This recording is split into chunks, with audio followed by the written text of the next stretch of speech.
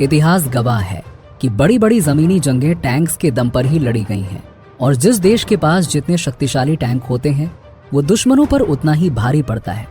आज युद्ध के मैदान में टैंक ग्राउंड फोर्सेस के लिए एक बैकबोन बन गया है, जिसके इस्तेमाल से सेना की पावर और भी ज्यादा बढ़ जाती है। लेकिन इस टैंक में ऐसा क्या है जो ये पल भर में सैकड़ों दुश्मनों का सफाया कर देता है? इसके अंदर एक टाइम पर कितने लोग बैठ सकते हैं और आखिर ये काम कैसे करता है? आइए आज की वीडियो में जानते हैं। पर वीडियो शुरू करने से पहले हमारी गुजारिश है कि हमारे चैनल को सब्सक्राइब जरूर करें, क्योंकि इस तरह का कंटेंट बनाने में हमारा बहुत सारा टाइम और एफर्ट लगता है और आपके एक सब्सक्राइब करने से हमें ऐसे ही काम करने का एनकरेजमेंट मिलेगा। तो चलिए अब वीडियो स्टार्ट करते हैं।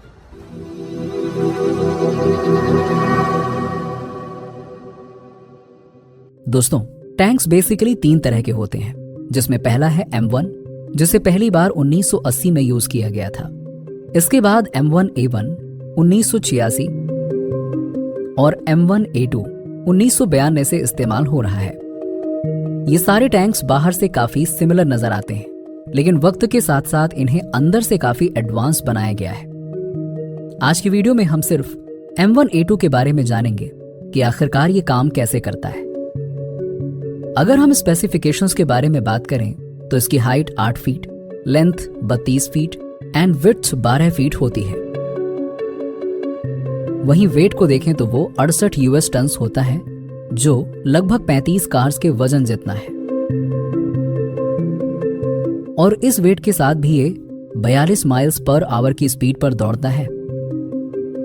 M1A2 की फ्यूल कैपेसिटी 500 गैलन्स की है, जबकि नॉर्मल कार्स की ऑन एन एवरेज 16 गैलन्स होती है। मगर आपको बता दें कि M1A2 को इतने ज्यादा फ्यूल की एक्चुअल में रिक्वायरमेंट होती है, क्योंकि 1 गैलन फ्यूल में ये सिर्फ 0.6 माइल्स ही चल सकता है, जो कार्स या इवन दूसरे हैवी व्हीकल्स के कंपैरिजन में भी काफी कम है। अब हम इसके दूसरे फीचर्स की बात कर लेते हैं। तो दोस्तों, इसमें कैटरपिलर ट्रैक्स लगे होते हैं। ईच साइड 7 व्हील्स होते हैं। मेन बॉडी, जिसे हल कहा जाता है, और टरेट जो टॉप पर लगा होता है, ये स्पिन करता है। साथ ही इसका काम वेपन्स और अदर इक्विपमेंट्स को होल्ड करना भी है। वहीं इस टैंक के इंजन को पिछले हिस्से में रखा जाता है। लेकिन सवाल यह है कि आखिरकार कितने लोग टैंक के अंदर मौजूद होते हैं? तो दरअसल टरेट में 3 और टैंक के फ्रंट में 1 पर्सन मौजूद होता है। Caterpillar tracks. तो अभी तक हमने टैंक्स के आउटसाइड स्ट्रक्चर के बारे में जाना, लेकिन अब थोड़ा और डेप्थ में जाते हैं और कैटरपिलर ट्रैक्स के बारे में जानते हैं, जिन्हें टैंक ट्रीड्स के नाम से भी जाना जाता है। कैटरपिलर ट्रैक्स को स्टील और रिप्लेसेबल रबर पैड्स के साथ बनाया जाता है। अब आते हैं इसके व्हील्स पर। तो टैंक की ईच साइड पर 7 रोड व्हील्स लगे होते हैं, जो आगे मौजूद आइडलर व्हील और पीछे ड्राइव स्प्रॉकेट के जरिए ऊपर उठते हैं। ड्राइव स्प्रॉकेट में गियर टीथ भी बना होता है, जिसे इंजन से पावर दी जाती है। जब ये घूमता है तो अपने साथ एंटायर ट्रैक को रोटेट करता जाता है, जिस वजह से सारे रोड व्हील्स चलने लगते हैं। अब हम कैटरपिलर ट्रैक्स का मेन रोल देखें तो इसका काम टैंक को रफ सरफेस पर आसानी से मूव करना होता है। इसकी मदद से बड़े बड़े बैरियर्स को भी टैंक आसानी से क्रॉस कर जाता है। Surface area and more tracks. जो रेगुलर 4 पहियों वाली गाड़ियां होती हैं, उनका जमीन से कांटेक्ट वाला एरिया लिमिटेड होता है, इसीलिए किसी भी गड्ढे में आसानी से फंस जाती हैं। लेकिन टैंक में जमीन से कांटेक्ट वाला एरिया ज्यादा होता है, जिस वजह से वो अपना ज्यादा वेट डिस्ट्रीब्यूट कर सकता है। इसीलिए रास्ते में आने वाली रुकावटें टैंक के लिए कोई बड़ा मसला नहीं है। ये गहरी खाइयों को भी पार कर सकता है और पहाड़ियों पर भी चढ़ सकता है। पर अंदर बैठे लोगों के लिए ये सफर बहुत ही स्मूथ होता है। टैंक को ट्रैक की गति में परिवर्तित करके चलाया जाता है। एग्जाम्पल के लिए, अगर आप उसे लेफ्ट की तरफ मोड़ते हैं तो राइट ट्रैक्स लेफ्ट ट्रैक से ज्यादा स्पीड में चलने लगता है। लेकिन अनफॉर्चुनेटली कैटरपिलर ट्रैक्स टैंक का सबसे ज्यादा टूटने वाला पार्ट होता है। पर अच्छी बात यह है कि टैंक में कुछ ऐसे टूल्स मौजूद होते हैं जिससे उसे ठीक या लिंक को रिप्लेस किया जा सके। इंजन। नेक्स्ट है इंजन, जो कि टैंक के बिल्कुल पीछे मौजूद होता है।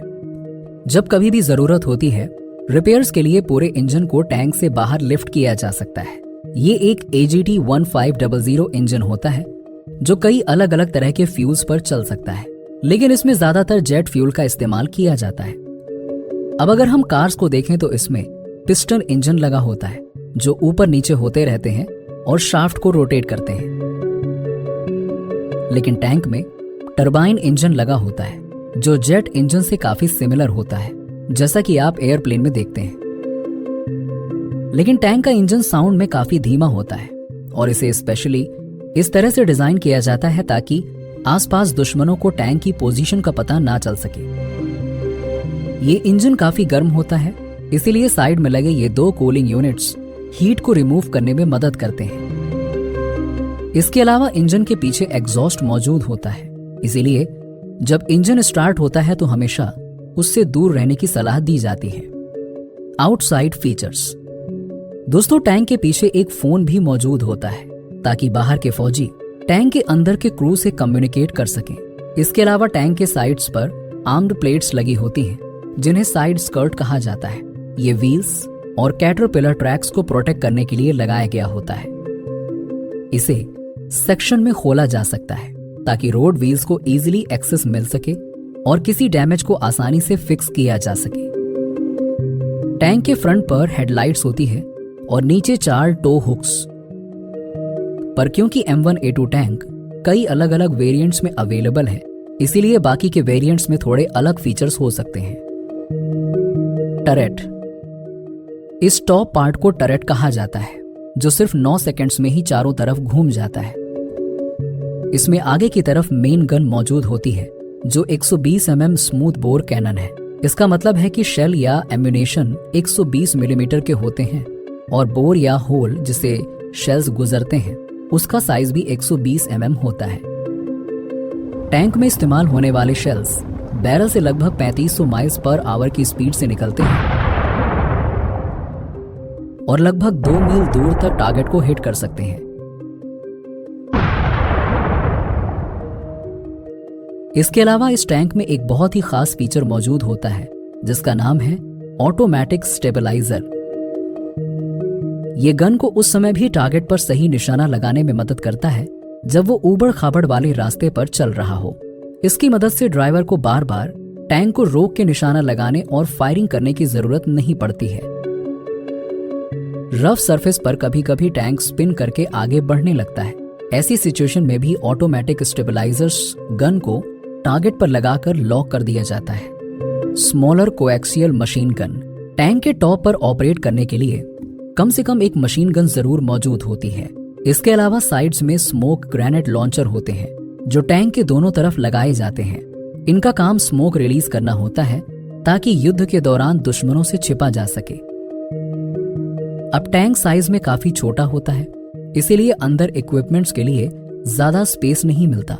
इस वजह से कई बार क्रू अपने इक्विपमेंट्स को बाहर बने बसल रैक में रख देते हैं। Inside the turret. बात करें टरेट के इनसाइड की तो इसमें 2 हैचेस बनाए गए होते हैं जिसमें पहला है कमांडर हैच और दूसरा लोडर हैच। टरेट के अंदर 4 क्रू मेंबर्स में से 3 रहते हैं जो बहुत ही कम एरिया में ऑपरेशंस को अंजाम देते हैं। गनर बिल्कुल नीचे राइट साइड में बैठा होता है और कमांडर गनर के बिल्कुल पीछे मौजूद होता है। वहीं लोडर मेन गन के लेफ्ट साइड पे रहता है।